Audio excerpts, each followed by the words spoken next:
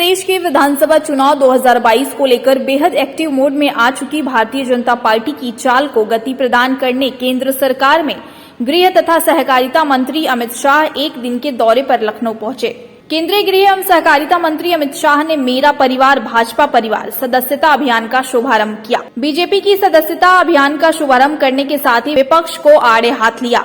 Defence expo मैदान वृंदावन योजना में अमित शाह ने सदस्यता लेने वाले कुछ युवकों को प्रमाण पत्र देने के साथ ही जनसभा को संबोधित भी किया। केंद्र में 2024 और उत्तर प्रदेश में 2022 का रोड मैप तय कर दिया। अमित शाह ने साफ कहा कि केंद्र में अगर वर्ष 2024 में नरेंद्र मोदी जी को प्रधानमंत्री बनना है तो 2022 में एक बार फिर से योगी आदित्यनाथ को मुख्यमंत्री बनाना होगा। उन्होंने कहा, मोदी जी को एक मौका और दीजिए। अमित शाह ने कहा कि हमने उत्तर प्रदेश में लोक संकल्प के सारे वादे पूरे किए हैं, लेकिन अभी 5 साल का मौका और चाहिए ताकि उत्तर प्रदेश को सभी जगह पर देश में नंबर 1 पर लाया जाए। उन्होंने कहा कि प्रदेश में सबसे बड़ा काम अगर योगी आदित्यनाथ ने किया है तो वह माफियाओं से मुक्ति दिलाने का काम किया है। लगभग 1,43,000 से ज्यादा पुलिसकर्मियों की भर्ती की गई है और उसमें कोई भ्रष्टाचार नहीं हुआ। मेरठ में यूनिवर्सिटी होने के बावजूद वहां बच्चियां दिल्ली में किराए के घर में रहकर पढ़ाई करती थी। यूपी में उनकी सलामती नहीं थी। आज कोई भी लड़की स्कूटी पर रात 12 बजे भी यूपी की सड़कों पर चल सकती है, उसको कोई डर नहीं है। बच्चियां घर से बाहर नहीं निकलती थी। मेरठ में यूनिवर्सिटी होने के बावजूद किराए के घर में रहकर दिल्ली में अपनी पढ़ाई करनी पड़ती थी। सलामती नहीं थी। आज कोई भी त्योहार हो, छठ का हो, दीपावली का हो, 16 साल की बच्ची गहने लादकर स्कूटी पर रात को 12 बजे भी यूपी की सड़कों पर निकल सकती है, कोई डर का। कोरोना काल और बाढ़ के दौरान अखिलेश यादव कहां थे? भाजपा के पूर्व राष्ट्रीय अध्यक्ष ने कार्यकर्ताओं को आक्रामक अंदाज में संबोधित किया। उन्होंने कहा, जब देश वैश्विक महामारी कोरोना वायरस की चपेट में था तो अखिलेश यादव और राहुल गांधी कहां थे? जब यूपी में बाढ़ भीषण कहर बरपा रहा तो सपा के अध्यक्ष घर में छुपे थे। चुनाव नजदीक आया तो इनके कार्यकर्ता सड़कों और गलियों में प्रचार कर रहे हैं, लेकिन जब राज्य के लोग संकट में थे तो कार्यकर्ता तो छोड़िए, इनके नेता ही गायब थे। सीएम योगी आदित्यनाथ ने कहा कि पीएम नरेंद्र मोदी एक भारत श्रेष्ठ भारत की कल्पना को साकार किया है। पीएम मोदी के नेतृत्व में देश में 2014 में नई चेतना आई थी। भाजपा ने कहा कि वो करके दिखाया है। मुख्यमंत्री ने कहा कि अब हमारा लक्ष्य 1.5 करोड़ नए कार्यकर्ता बनाने का है। कि हम देश के हर गरीब के घर में गैस पहुंचाएंगे। अखबार वाले मजाक उड़ाते थे, मखौल उड़ाते थे। 11 करोड़ गैस बांटना कोई बच्चों का खेल है? हाँ भाई, बच्चों का खेल नहीं था, मगर हमने कर दिखाया। आज मैं गर्व के साथ कहता हूं, हर गरीब के घर में गैस पहुंचाने का काम, 11 करोड़ गैस पहुंचाने का काम हो चुका है।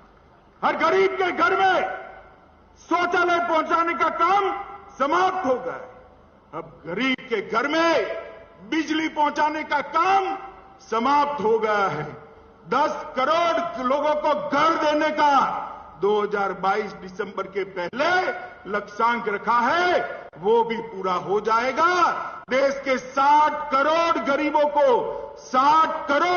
को 5 लाख तक का स्वास्थ्य का पूरा खर्चा आज नरेंद्र मोदी और योगी सरकार दे रहे हैं। मित्रों, नरेंद्र मोदी सरकार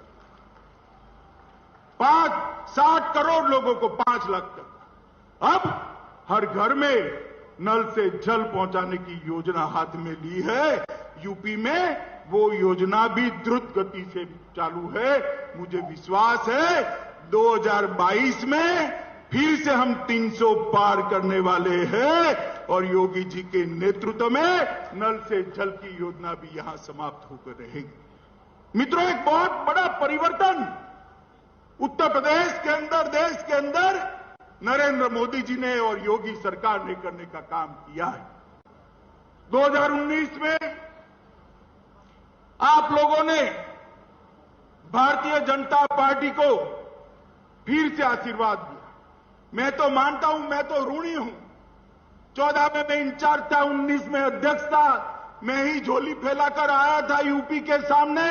यूपी के बगैर भाजपा की सरकार नहीं बन सकती, मैंने कोई छिपाया नहीं था। मैंने कहा था दिल्ली का रास्ता लखनऊ होकर जाता है, मित्रों, दोनों बार भोले शंकर की तरह यूपी की जनता ने हम पर कृपा कर दी और 2/3 बहुमत से भाजपा की सरकार। मोदी जी दोनों बार पूर्ण बहुमत के साथ जीते हैं, तो उसका पूरा यश उत्तर प्रदेश की महान जनता को जाता है। और मित्रों, देखिए, मोदी जी हैं, आप जो उनको देते हैं, आशीर्वाद देते हैं, उत्साह देते हैं, वोट देते हैं, वो 3 गुना कर वापिस देते। ये पूरे सभागार में हजारों लोग बैठे हैं। मुझे बताओ, किसी को कल्पना थी कि आपके जीते जी अयोध्या में राम मंदिर का दर्शन होगा? किसी को थी?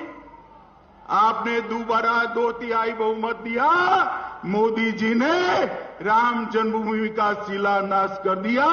देखते देखते आसमान को छूने वाला रामलल्ला का मंदिर हम वही बनाएंगे। ये अखिलेश एंड कंपनी 2014, 17 और 19 में हमें ताने लगाती थी, मंदिर वही बनाएंगे, तिथि कभी नहीं बताएंगे।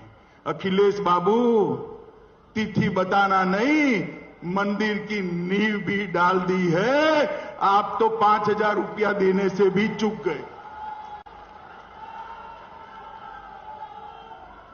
और मैं आपको याद कराने आया हूं, एक जमाना था, आपके पार्टी की सरकार थी, निर्दोष राम भक्तों को गोलियों से भूनने का काम किया था। आज वही यह सरकार, वही राज्य है, और रामलल्ला शान के साथ एक गगनचुंबी मंदिर के अंदर विराजमान होने वाले हैं। कोई नहीं।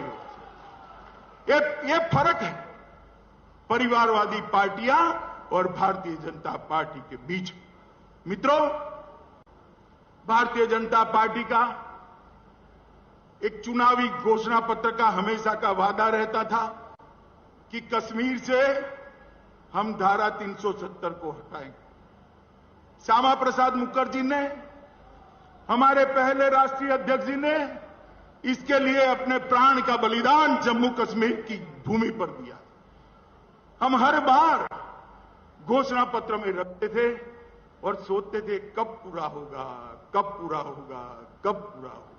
और देश की जनता भी बड़े धैर्य से राह देख रही थी, कभी तो कोई आएगा और धारा 370 हटाएगा।